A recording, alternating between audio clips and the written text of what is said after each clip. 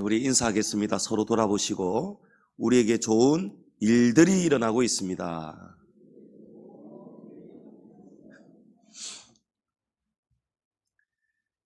영국의 사회 인류학자로 저명했던, 벌써 작고하셨지만 알렉산더 그리골리아 박사가 쓴 황금가지라는 책이 있습니다.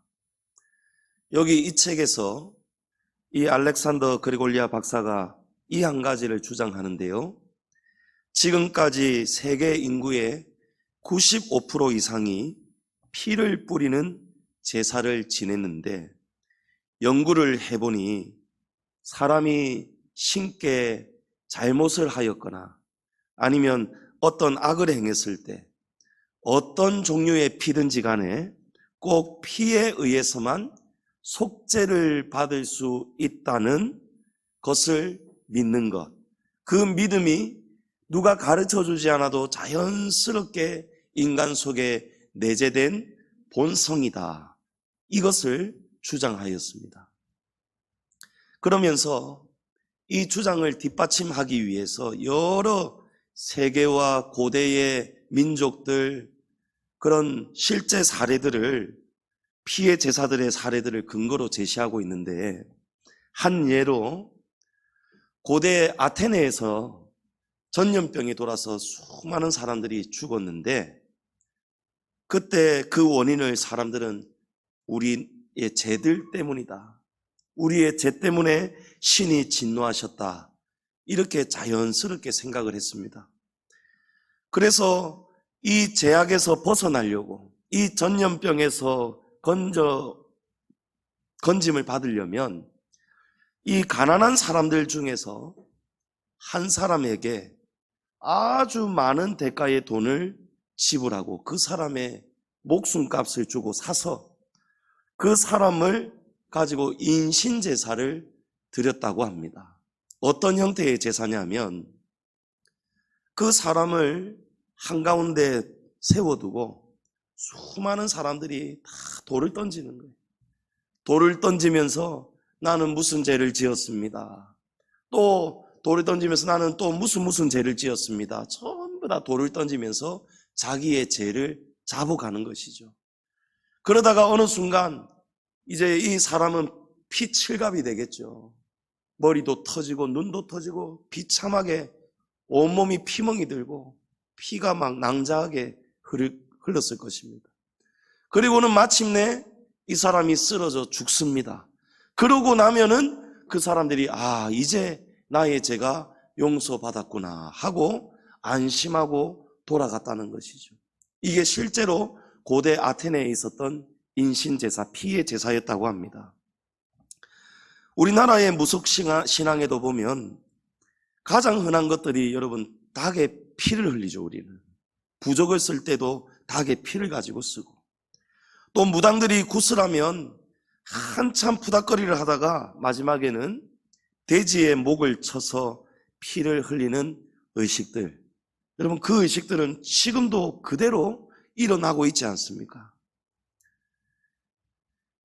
세상 종교는 정말 이 사회인류학자의 주장처럼 어떤 형태의 피든지 간에 인간의 문제의 죄에 대한 해답을 피해서 찾아왔다는 것이죠.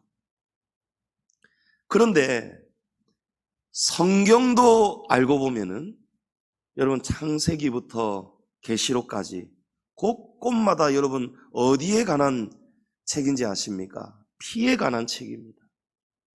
종교개혁자 마르틴 루터가 이런 말을 했습니다. 성경을 쥐어짜면 피가 나온다, 이런 말을 했어요.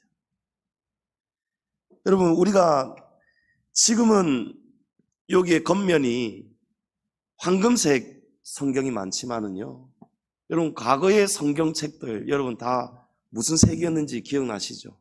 시뻘건색이었습니다. 왜 빨간색이었을까요? 그냥 빨간색이 좋겠다 해서 정한 색이 절대 아닙니다, 여러분.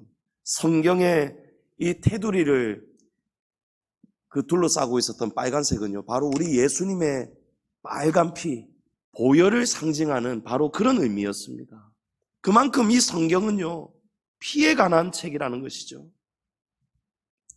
하나님께서 아담과 하와가 범죄하였을 때 그들이 부끄러움을 알게 되면서 나뭇잎으로 옷을 만들어 가려 입었습니다.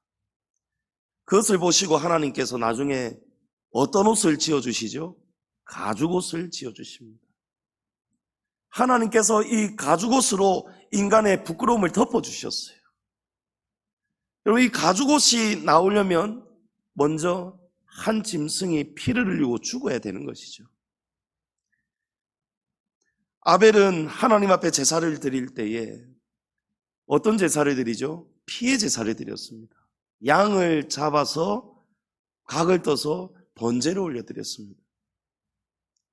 창세기 15장에는 하나님께서 아브라함에게 소와 양과 염소와 비둘기를 각각 잡아서 반으로 쪼개서 각을 떠라고 합니다.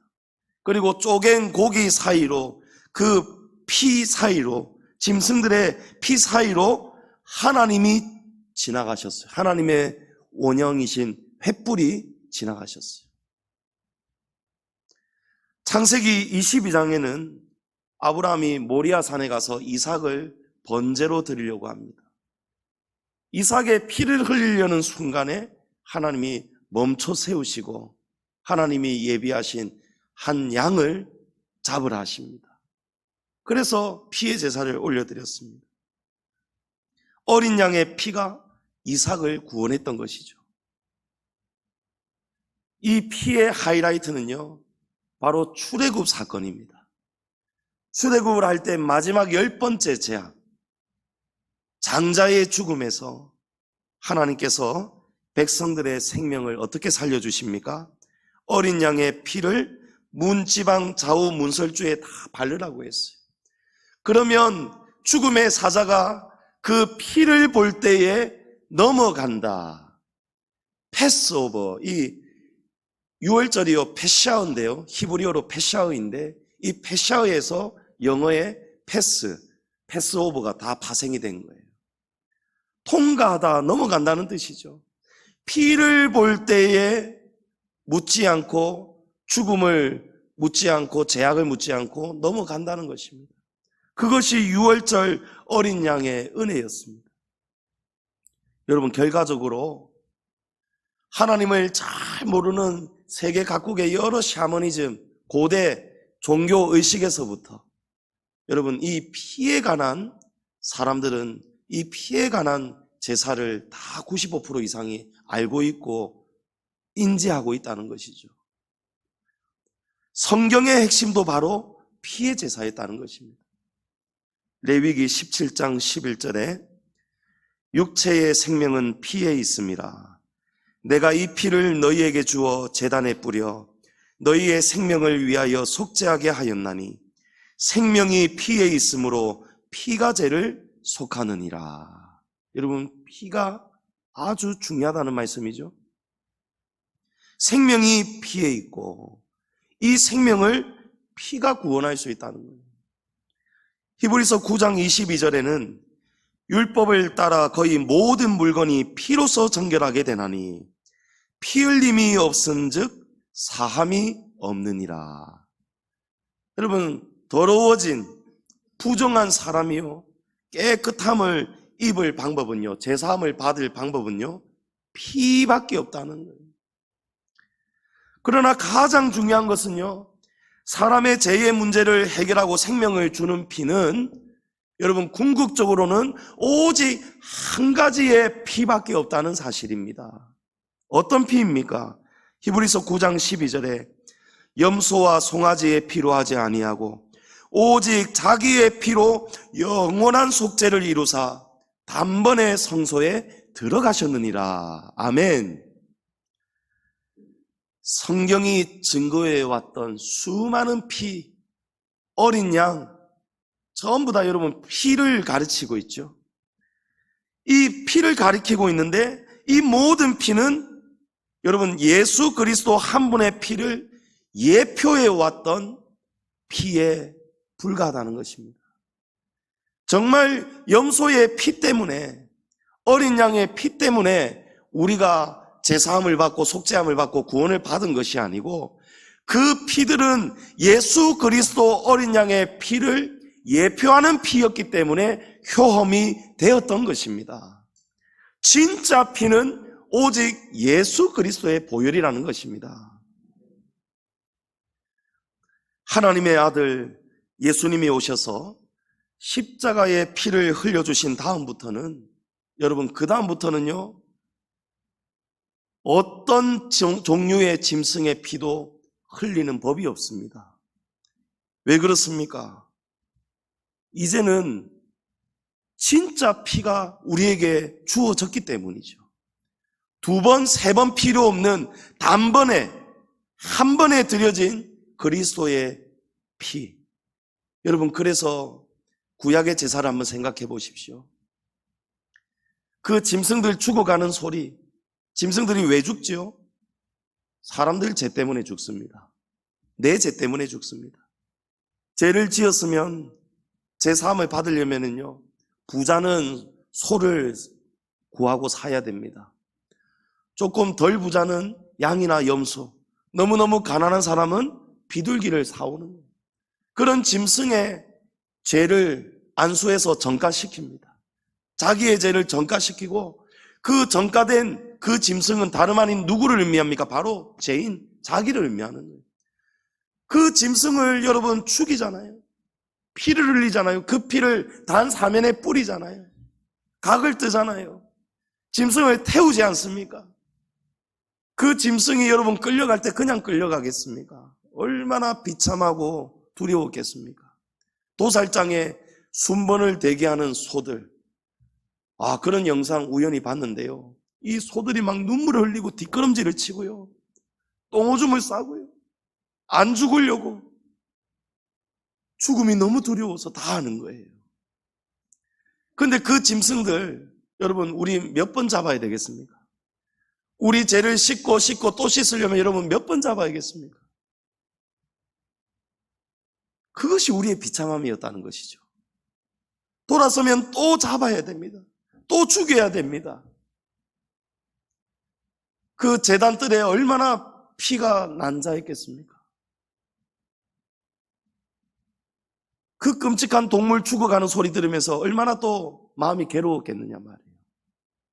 그런데 예수 그리스도께서 십자가에 단번에 드려지신 다음에, 주님의 피는요, 그냥 피가 아니고 짐승과는 당연히 비교도 안 되는 피지만, 짐승은 피 흘리고 또 흘려야 되는 피지만, 예수님의 피는요, 한 번 흘려주신 것만으로, 한 번 우리에게 주신 것만으로, 2000년 전에 십자가에서 흘려주신 그 피만으로 우리에게 넘치고도 넘치는 피입니다. 모자람이 없는 피예요. 우리가 그 피를 지금 눈으로 보지는 않지만 예수님을 믿는 그 믿음으로 그 보혈의 은혜를 구할 때에 그 보혈은 우리에게 언제든지 효험이 됩니다. 여러분, 굉장한 피지 않습니까? 너무 귀한 피지 않습니까?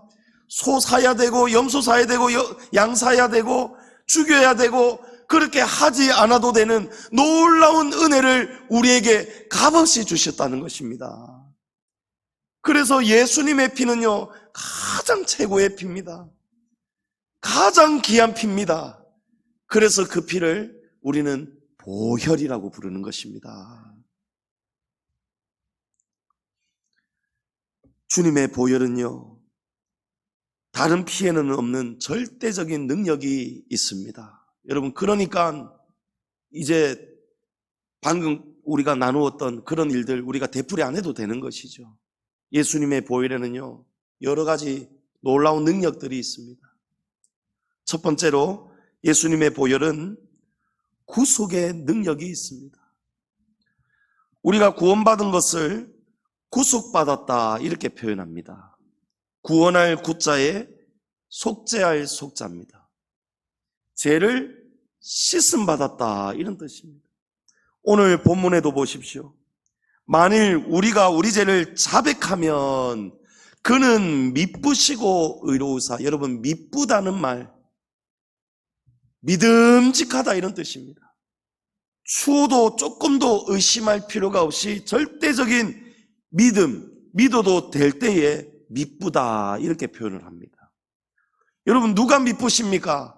예수 그리스도는 미쁘신 분입니다. 어떤 점에서 미쁘십니까?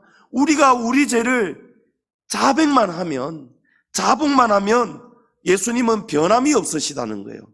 믿음직하다, 이랬다 저랬다 안 하신다. 무엇을요? 우리의 죄를 언제든지 우리가 죄만 주님 앞에서 진실하게 회개하고 자복하면 예수님은 변함없이 그 보혈로 우리를 씻어주시기 때문에, 우리 그 보혈에는 구속의 능력이 있기 때문에 씻어주시고 또 씻어주시는 능력이 있기 때문에 우리의 죄를 사해 주시고 우리를 모든 불의에서 깨끗하게 하신다는 것입니다. 여러분, 사전을 보면 구속의 뜻이 이렇게 정의되어 있습니다. 죄악과 악마의 손에서 인류를 건져내다, 이런 뜻이에요. 그러니까 악마의 손에서 우리를 건져내신 것이 구속입니다. 무엇을 가지고 악마의 손에서 우리를 건지셨습니까? 피값으로. 한번 팔려간 것을, 대가를 다 지급하고 다시 샀다는 것입니다. 다시 샀다는 거예요. 저와 여러분은 사단의 소유였습니다. 아담이 하와와 범죄하고 난 그 순간부터 우리는 소유가 바뀌었어요. 그러니까 하나님이 주인 되시는 에덴 동산에서 더 이상 살지 못하는 것입니다. 공중권세를 잡고 있는, 세상의 공중권세를 잡고 있는 이제는 사단의 것이 된 것이죠, 우리가. 그래서 우리는 이 사단에게 정죄를 당합니다. 이 죄 때문에 우리는 영원 파멸을 당해야 됩니다, 나중에. 영원 멸망 지옥에 던져지는 그런 처지였습니다. 그런데 예수님께서 십자가의 보혈로 그 피값으로 다 지불하셨다는 거예요. 사단에게 우리의 죄값을 다 지불하셨다는 거예요. 그러므로 우리가 예수님의 것이 되었다는 것입니다.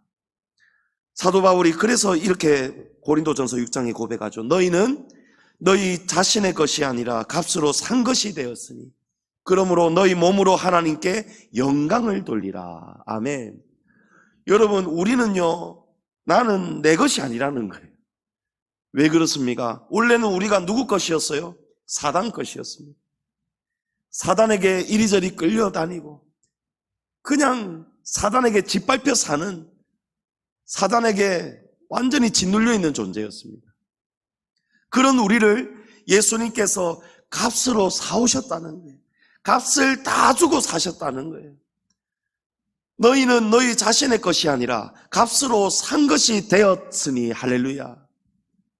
여러분, 여러분은 그리스도의 것입니다. 예.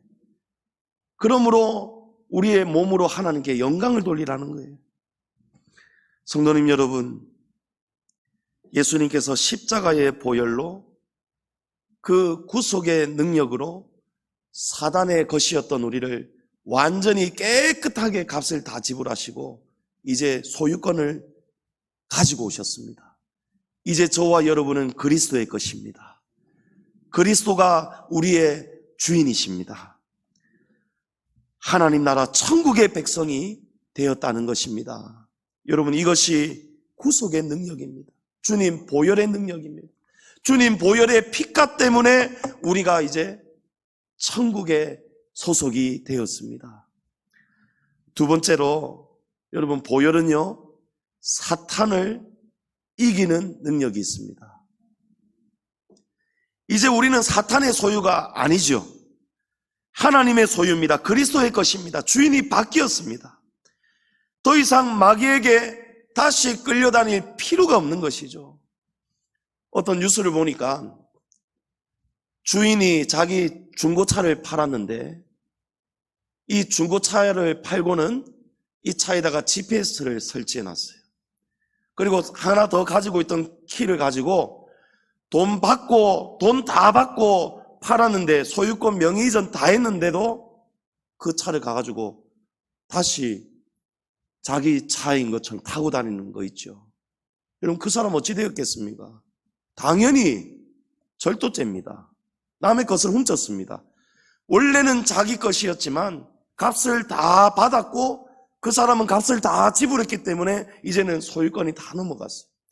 그러므로 이제 더 이상 소유권을 주장하면 안 되는 것이죠. 그리스도께서 우리의 소유권을 다 사오셨습니다. 할렐루야. 이제 사탄에게는 우리에 대한 소유권 주장을 할 근거가 있습니까? 없습니까? 없습니다. 없습니다. 만약에 사탄이 우리에게 소유권을 주장하려 든다면 여러분 어떻게 해야 되겠습니까? 말을 해야죠. 나 당신에게 돈 다 줬지 않습니까? 이 명의 이전 다 됐지 않습니까? 여러분 중고차 사고 났을 때 그렇게 할 거 아니에요. 물건 도난당한 새 주인이 나 분명히 당신한테 돈 다 줬는데 명의도 지금 내 것인데 이 근거를 제시해야 되지 않겠습니까? 여러분 그 근거가 무엇입니까? 그리스도의 보혈입니다. 야고보서 4장 7절에 그런즉 너희는 하나님께 복종할지어다 마귀를 대적하라 그리하면 너희를 피하리라. 아멘. 그런데 여러분 마귀가 쉽게 피하던가요? 여러분 마귀가 우리를 가만 놔둡니까? 귀신이 눈에 안 보여서 그렇지 여러분 저와 여러분 안에 하루에도 수십 수백 번을 왔다 갔다 합니다.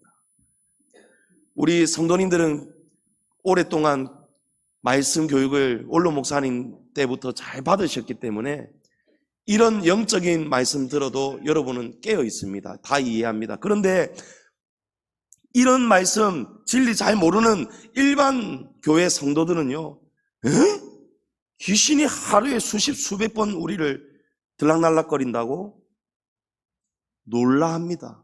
충격받습니다. 여러분 사람이 성내고 교만하고 이런 옛 성품이 나오는 것들이요, 여러분 전부 다 눈에 안 보여서 그렇지 사단이 우리를 자극하는 거예요. 마귀가 벌써 가룟 유다의 마음속에 예수를 팔 생각을 넣었더라라고 했습니다. 마귀는요 생각을 넣습니다. 귀신은 우리의 마음속에 생각을 자꾸 넣는 거예요. 그런데 그 생각을 우리가 빨리 쫓아내지 않으면요 이 생각이 굳어집니다. 굳어져요. 먼지도 여러분 이렇게 무게도 측정이 안 되는 조그만한 먼지도요 수십 년 쌓여버리면요 딱딱해지고 굳어지고 무거워지잖아요. 안 떼지잖아요. 안 지워지잖아요. 그런 것처럼 여러분 우리의 죄도 그런 거예요. 마귀도 그런 거예요. 귀신도 빨리 쫓아내야 되는 거예요. 이 마귀는 어떤 강한 국가라도 권력과 강한 군대, 핵무기로도 여러분 쫓아낼 수가 없습니다. 뭐가 보여야 쫓아내죠. 하지만 한 가지의 무기, 예수님의 보혈이라면 마귀는 한순간에 피한다는 것입니다. 누가복음 10장 18절 이하에 예수께서 이르시되 사탄이 하늘로부터 번개같이 떨어지는 것을 내가 보았노라. 내가 너희에게 뱀과 정갈을 밟으며 원수의 모든 능력을 제어할 권능을 주었으니 너희를 해칠 자가 결코 없으리라. 아멘. 여러분 분명하지 않습니까? 예수님께서 보혈을 이미 십자가에 흘려주셨습니다. 아멘이시죠? 예수님의 보혈은 우리의 속량값이에요. 우리의 죄값을 다 지불하셨어요. 이제 우리는 그리스도의 것입니다. 사탄은 우리를 자기 것이라고 이전처럼 소유권을 주장할 수가 없는 것이 분명합니다. 그렇죠? 그러면 예수님의 이 무기를 우리가 어떻게 사용해야 되겠습니까? 믿어야 되는 것입니다. 믿어야 되는 것입니다. 예수님이 하늘로부터 사탄이 번개처럼 떨어지는 것을 이미 보았다. 완료형입니다. 일어난 일이에요. 내가 너희에게 능력을 주었다. 권능을 주었다. 뱀과 정갈을 밟으며 원수의 모든 능력을 제어할 권능을 주었다. 무기를 주었다. 여러분, 이 무기가 무엇이라고요? 십자가 보혈입니다. 주님의 보혈로 우리의 죄값을 다 속량하셨기 때문에 사단이 우리가 그것을 알고 있고 믿고 있고 이걸 가지고 따지면은, 선포하면은 사단은 피한다는 것입니다. 여러분, 마틴 루터 이야기 한 가지를 더 해드리려고 합니다. 이 마틴 루터가 어느 날 아주 심한 병에 걸려가지고 병상에 누워 있었습니다. 그때에 얼마나 비몽사몽간에 아프고 약이 독했는지 그거는 모르겠지만 이 비몽사몽간에 마귀가 루터의 병상에 찾아왔어요. 그러면서 루터의 죄가 낱낱이 빼곡빼곡 다 적혀있는 긴 두루마기를 싹 펼치는 거예요. 봐라, 읽어봐라. 이게 다 네가 지은 죄다라고 하는 거죠. 너는 용서받을 수 없는 죄인이다. 이렇게 많은 죄를 지은 네가 어떻게 구원받을 수 있겠느냐? 이렇게 더럽고 추악하고 악한 죄를 지은 네가 어떻게 구원을 받겠다는 것이냐?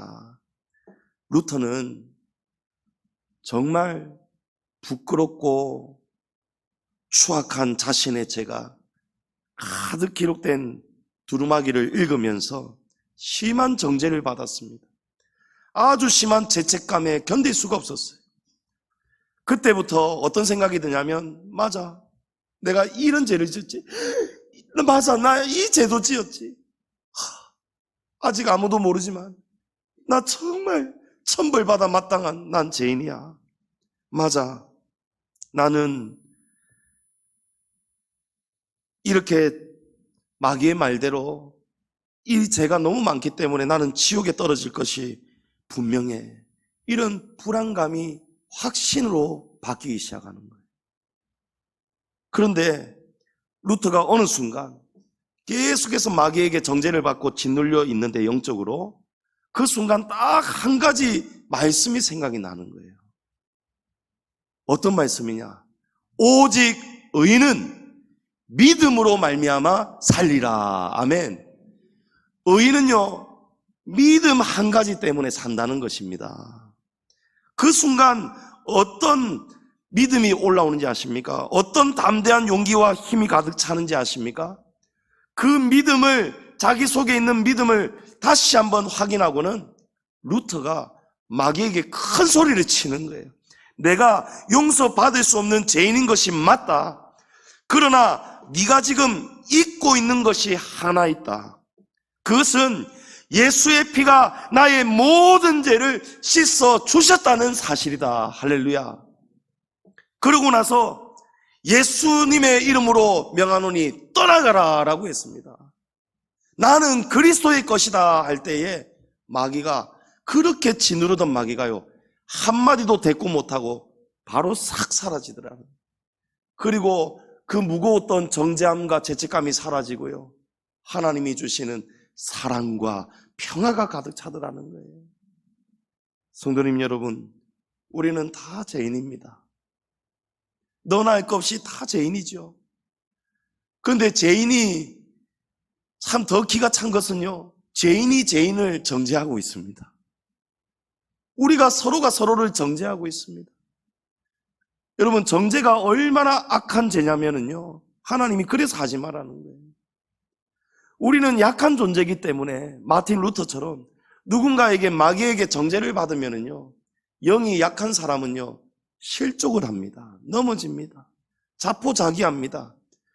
그래서 심한 정죄에 몰릴 때에, 여러분, 연예인들, 얼마 전에 너무 안타까운 죽음, 이성균 씨, 그가 참 가정에도 잘못했고 잘못한 건 맞지만, 여러분, 누구도 사람의 생명을 죽일 수는 없잖아요. 이성균 씨가요, 착해서 죽은 거예요. 그 사람이 지은 죄는 나쁘지만 사람의 심성은, 여러분, 우리는 다 그리 악한 자들이 없지 않습니까? 그러니까 이 죄를 못 견뎌서 미안해서 양심이 털나고, 양심이 없으면은 차라리 뭐 이러고 사는 사람들도 천지잖아요. 증거를 들이미는데도 정치인들 모르쇠로 다 이라고, 이 말하고 저 말하고 싹싹 빠져나가고, 많잖아요. 그래서 여러분, 정죄는 악하다는 것입니다. 하지만 그 정죄를 받을 때에 여러분, 믿음으로 사시기 바랍니다. 사람은 우리를 정죄해도, 악한 사단마귀 귀신은 우리를 정죄해도 예수님은 우리를 정죄하지 않으십니다. 왜 그러십니까? 예수님은 미쁘시고 의로우신 분이기 때문입니다. 로마서 8장 1, 2절에 그러므로 이제 그리스도 예수 안에 있는 자에게는 결코 정죄함이 없나니 이는 그리스도 예수 안에 있는 생명의 성령의 법이 죄와 사망의 법에서 너를 해방하였음이라. 할렐루야.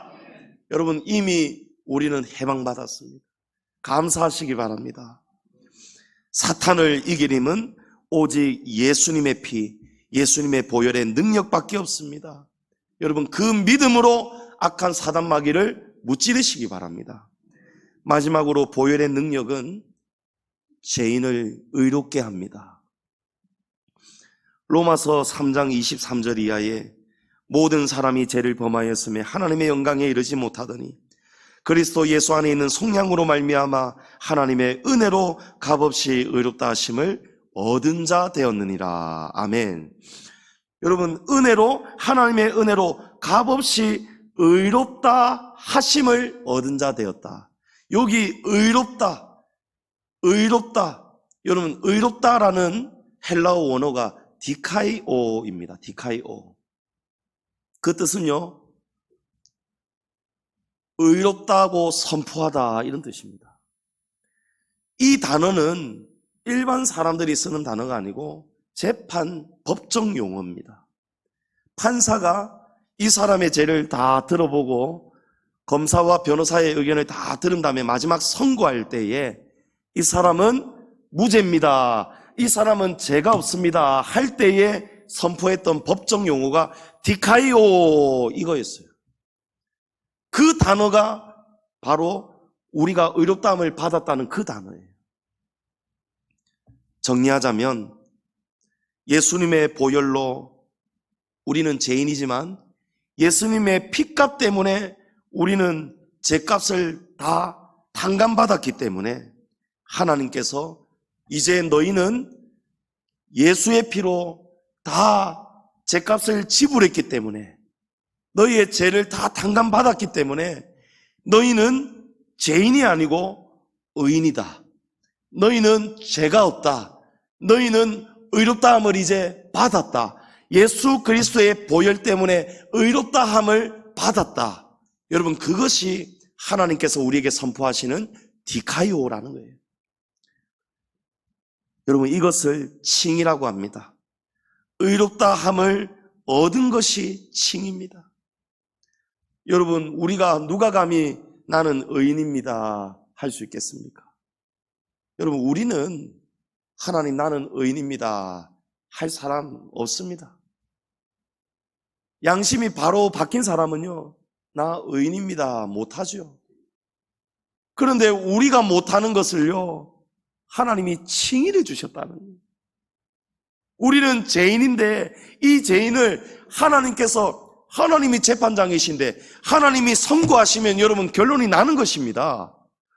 우리는 죄인이지만 하나님께서 예수님의 이 보혈 때문에, 순전히 이 보혈 때문에 우리 안에 뭐 조그만한 개미 눈물만한 공로가 있는 것이 아니고 순전히 모든 것이 예수님의 보혈의 공로 때문에 하나님께서 그 아들의 피값을 다 받으시고 인정해 주시고는 우리 죄인들인데도 불구하고 내 아들의 피가 모자람이 없는 값을 다 치른 이 보혈을 너희에게 주었기 때문에 우리는 죄인임에도 불구하고 하나님께서 디카이오, 우리를 의롭다, 하나님 재판장이신 하나님이 선포해 주신 것입니다. 할렐루야. 사랑하는 성도님 여러분, 우리는 의롭다함을 얻은 의인이 되었습니다. 의인될 자격이 없는 우리에게 하나님이 예수님의 보혈의 능력으로, 우리에게 보혈의 능력으로 의롭다 하여 주셨습니다. 마지막으로 갈라디아서 2장 16절을 읽고 마치겠습니다. 우리 다 같이 읽겠습니다. 사람이 의롭게 되는 것은 율법의 행위로 말미암음이 아니요 오직 예수 그리스도를 믿음으로 말미암는 줄 알므로 우리도 그리스도 예수를 믿나니 이는 우리가 율법의 행위로서가 아니고 그리스도를 믿음으로써 의롭다함을 얻으려 함이라. 율법의 행위로서는 의롭다함을 얻을 육체가 없느니라. 아멘. 여러분, 보혈의 능력입니다. 우리에게 주셨고 저와 여러분이 이미 받은, 누려야 할 이 보혈의 능력입니다. 주님의 보혈은 우리를 구속합니다. 사탄을 이길 유일한 무기가 주님의 보혈입니다. 우리를 당당하게 의인의 자리에 서게 하는 것이 우리 주님이 주신 보혈의 능력입니다. 이제 저와 여러분이 주님이 주시는 그 보혈의 능력을 우리가 기념하고 주님이 주시는 떡과 잔을 먹고 마시고자 합니다. 여러분, 이 귀하고 거룩한 성찬 예식 가운데 오늘 이 세 가지 보혈의 능력을 여러분 믿음으로 받으셔서 믿음으로 역사가 나타나는 저와 여러분 다 되시기를 주의 이름으로 축원합니다.